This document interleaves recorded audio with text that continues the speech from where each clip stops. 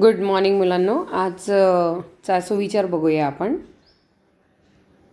जो काळानुसार बदलतो तोच नेहमी प्रगती करतो. याचा अर्थ असा होतो की जसं जसा काळ बदलतो, काळ म्हणजे काय, वेळ. जसा जसा काळ बदलतो, जशी जशी वेळ बदलत जाते तसं तसं आपण बदलायला हवं. म्हणजे काय की जसं आता आम्ही जेव्हा लहान होतो तेव्हा लँडलाईन फोन वगैरेच होते, मोबाईल वगैरे नव्हते. तुम्ही लोकांनी मोबाईल पाहिली आहे. तर आपल्याला काळानुसार आम्ही जर म्हटलं की नाही नाही आम्ही लँडलाईन फोनचाच उपयोग करू, मोबाईलचा उपयोग करू नाही, मग आमची प्रगती होणार नाही. तसंच तुम्ही जेव्हा मोठे व्हाल तेव्हा अजून काहीतरी नवीन नवीन तंत्रज्ञान येतील, नवीन नवीन वेगवेगळे बदल येतील सगळ्याच बाबतीत. तर तसं तसं आपल्याला बदलावं लागतं, नाही तर मग आपली प्रगती कधीच होत नाही, आपण तसंच राहून जाऊ. जसं आता ऑनलाईन क्लासेस आपले जे चालू आहे त्या ऑनलाईन क्लासेसमध्ये जर ऑनलाईन क्लासेस कसे होतात हे जर तुम्ही शिकले नाहीत किंवा आम्हीसुद्धा शिकलो नाही तर कोणाचीच प्रगती नाही होणार. तुम्ही पण समजू शकणार नाही आणि आम्हीसुद्धा व्यवस्थित शिकवू शकणार नाही. असा या सुविचाराचा अर्थ होतो की काळानुसार आपल्याला बदलायला हवं. जसा जसा वेळ जातो तसं तसे जे जे बदल होत असतात आपल्या आजूबाजूला ते ते स्वीकारत जाणे आणि त्याचमुळे मग आपली प्रगती होत असते. मुलांना पान क्रमांक 25 यावरती एक भाषा सौंदर्य नावाचं एक टेबल आहे. तर काय आहे हे भाषा सौंदर्य, आपण आज ते बघू. अलंकारिक शब्दांची रचना करून भाषेचे सौंदर्य वाढवता येते. आपले विचार अधिक परिणामकारक, अधिक आकर्षक होण्यासाठी अलंकारिक शब्दांचा उपयोग केला जातो. जसं आपल्याला आपण जर बोलतो आहे, ठीक आहे, एखादं वाक्य लिहायचं आहे आपल्याला, खूप साधं वाक्य आहे की तू इथे बस, ठीक आहे, किंवा तुम्ही इथे बसा. पण त्यालाच आपण अजून छान पद्धतीने जर आपल्याला म्हणायचं असेल तर कृपया आपले स्थान ग्रहण करावे, हे आपण वापरत असतो. जेव्हा कार्यक्रमांमध्ये वगैरे तुम्ही हे शब्द ऐकले असाल तर म्हणजे काय की आपण त्याच्यामध्ये भाषा सौंदर्य ॲड करतो आहे. म्हणजे काय, अर्थ तोच आहे, फक्त त्याच शब्दांना अजून चांगल्या पद्धतीने आपण बोलतो आहे. खाली काही अलंकारिक शब्द दिलेले आहेत, त्यांचा अभ्यास करा व लेखनात उपयोग करा. या शब्दांप्रमाणे इतर काही अलंकारिक शब्दांची यादी करा. आता तिथेच खाली तुमच्या इथे काही अलंकारिक शब्द दिलेले आहेत. जसं गळ्यातल्या ताईत म्हणजे काय, अत्यंत प्रिय व्यक्ती. आता आजी आजोबांना आपण आत्ता जो 7वा लेसन पाहिला त्याच्यामध्ये आपण जेव्हा ऑनलाईन क्लासेस घेतले तेव्हा त्याच्यामध्ये डिस्कस झालं की आजी आजोबांना नातवंड हे त्यांच्या गळ्यातले ताईत असतात. म्हणजे काय की अतिशय प्रिय असतात नातवंड आजी आजोबांना. आई वडिलांना देखील त्यांची मुले त्यांच्या गळ्यातले ताईत असतात. बरं, या अलंकारिक शब्दांचा जो शब्दशः अर्थ असतो तो वेगळा आणि त्यातून निघणारा अर्थ थोडा वेगळा असतो.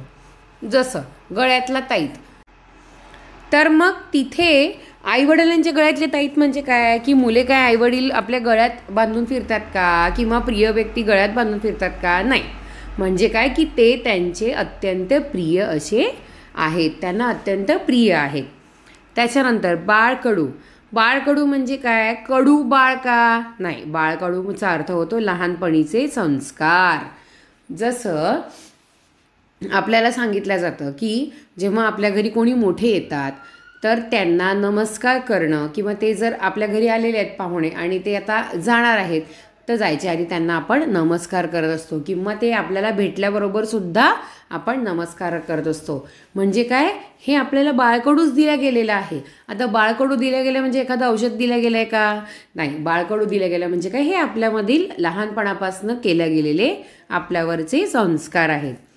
त्याच्यानंतर काथ्याकूट म्हणजे काय, निष्फळ चर्चा. निष्फळ चर्चा म्हणजे ज्याच्यातनं काहीही फळ निघणार नाही. निष्फळ म्हणजे काय की ज्याच्यातनं कोणतंही फळ निघत नाही. फळ म्हणजे काय, परिणाम, चांगला परिणाम निघत नाही. जसं वर्गामध्ये तुम्ही आहात आणि जर एखाद्या शाळेमध्ये काही गोष्ट घडली आहे ज्याचा आपल्या वर्गाशी किंवा आपल्याशी काहीही संबंध नाही, पण तरी आपण त्याच्यावरती उगाचच चर्चा करत जातोय. हो मग असं झालं, मग त्यांनी तसं केलं, मग यांनी असं केलं. आणि मग काय होतं की ती जी चर्चा आहे ती निष्फळ चर्चा आहे. म्हणजे मग कोणीतरी म्हणतं कशाला तुम्ही इतकं काथ्याकूट करता आहेत. म्हणजे काय, आपण काथ्याकूट करतो म्हणजे काय की आपण निष्फळ चर्चा करतोय.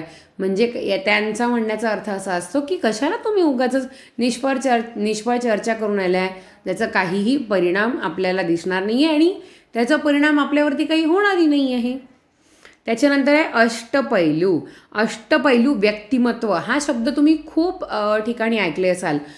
पु ल देशपांडे हे जे लेखक होते ते अष्टपैलू व्यक्तिमत्व होते. म्हणजे काय, अनेक बाबींमध्ये प्रवीण, अनेक बाबींमध्ये म्हणजे अनेक गोष्टींमध्ये प्रवीण म्हणजे उत्तम, त्या गोष्टीत उत्तम. जसं बरेचदा काही व्यक्ती असे असतात जे, जसं आता काही मुलं किंवा काही विद्यार्थी असे असतात की जे एखादा स्पोर्ट्स देखील खेळतात आणि अभ्यासही ते व्यवस्थित असतात, म्युझिकसुद्धा करतात, ड्रॉइंगसुद्धा चांगलं करतात. मग अशा व्यक्तीला किंवा अशा विद्यार्थ्याला आपण काय म्हणू की त्याचं व्यक्तिमत्व अष्टपैलू आहे. पैलू म्हणजे वेगवेगळे, ज्याला आपण म्हणतो दिशा, किंवा पैलू म्हणजे वेगवेगळे प्रकार. अष्टपैलू म्हणजे खूप वेगवेगळ्या गोष्टी किंवा वेगवेगळे गुण त्या व्यक्तीमध्ये आहेत. त्याच्यानंतर अळवावरचे पाणी. अळवावरचे पाणी म्हणजे अगदी अल्पकाळ टिकणारे. अल्पकाळ टिकणारे असं काय असतं. आता अल्पकाळ टिकणारं, जसं आता काही आपण जेव्हा एखाद्यासोबत मैत्री करतो तर काही प्रकारच्या मैत्री अशा असतात. म्हणजे काही लोक असे असतात जे अगदी, जसं आता आपण प्रवासाला जातो तर प्रवासामध्ये ट्रेननी जर आपण प्रवास करतोय किंवा बसनी प्रवास करतोय तर आपल्या आजूबाजूचे जे लोक असतात ते आपल्याला त्या ट्रेनमधल्या किंवा आगगाडीच्या तेवढ्या प्रवासापुरताच असतात. त्याच्या व्यतिरिक्त आपला त्यांचा काही संबंध नसतो. तर त्यांच्यासोबतची जी मैत्री असते किंवा त्यांच्यासोबतचं जे नातं निर्माण होतं ते अळवावरचं पाणी असतं. ते नातं कसं असतं, अळवावरचं पाणी म्हणजे काय की ते अगदी अल्पकाळ, अगदी थोड्या वेळ टिकणारं असं नातं असतं. मग एकदा आपलं डेस्टिनेशन आलं, आपल्याला जिथे जायचं आहे ते आलं की ते उतरले आणि आपण उतरलं, ते दुसरीकडे जातात, आपण दुसरीकडे जातो. मग नंतर जरुरी नाही आहे की आपल्याला ते कधी ना कधी दिसतीलच म्हणून. त्याच्यानंतर अजातशत्रू. अजातशत्रू म्हणजे ज्याला कोणी शत्रू नाही असा जो व्यक्ती असतो त्याला अजातशत्रू असं म्हणतात. जसं एखादा व्यक्ती असतो त्याचा स्वभाव खूप चांगला असतो, त्याचा शत्रू कोणीच नसतं, तर त्या व्यक्तीला अजातशत्रू असं म्हटलं जातं.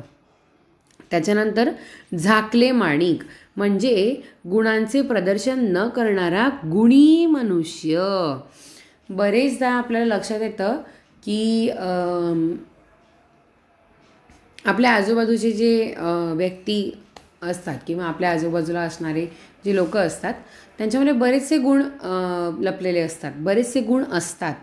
पण तरीही तो व्यक्ती, मग एखाद्या वेळेस अशी कोणतीतरी वेळ येते की आपल्याला त्यांच्यातले ते गुण दिसतात आणि मग आपल्याला वाटतं अच्छा याच्यामध्ये हे पण गुण आहे, याला हे पण करता येतं.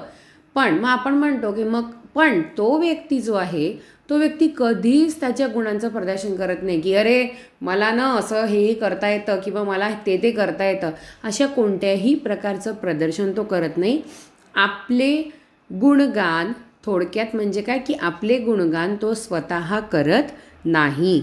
अशा व्यक्तीला झाकले माणिक असं आपण संबोधतो. इतिश्री. इतिश्री म्हणजे शेवट. अशा रीतीने कार्यक्रमाची सांगता झाली किंवा शेवट झाला किंवा इतिश्री झाली. आपण इतिश्री हा शब्द संस्कृतमधले जे स्तोत्र आहे तर त्याच्यामध्ये इतिश्री संकटनाशन गणेश स्तोत्रम संपूर्णम असं जेव्हा म्हणतो म्हणजे काय, इतिश्री म्हणजे अशा प्रकारे या स्तोत्राचा शेवट झालेला आहे. त्याच्यानंतर अक्षरशत्रू. अक्षरशत्रूचा अर्थ होतो निरक्षर किंवा अशिक्षित. अक्षर ज्याचा शत्रू आहे असा तो अक्षरशत्रू म्हणजे निरक्षर, ज्याला लिहिता वाचता येत नाही असा. अरे अक्षरशत्रू आहे तो, अक्षरशत्रू आहे म्हणजे काय की त्याला लिहिता वाचता येत नाही. अशा प्रकारे मुलांनो ही अलंकारिक काही शब्द आहेत, तुम्हाला याच्या व्यतिरिक्त पण काही शब्द सापडले तर तुम्हाला ते तुमच्या वहीत लिहून काढायचे. तुमचं होमवर्क आहे की तुम्हाला हे शब्द तुमच्या वहीत व्यवस्थितपणे लिहून काढायचे आणि त्यांचा वाक्यात उपयोग देखील करायचा आहे. धन्यवाद.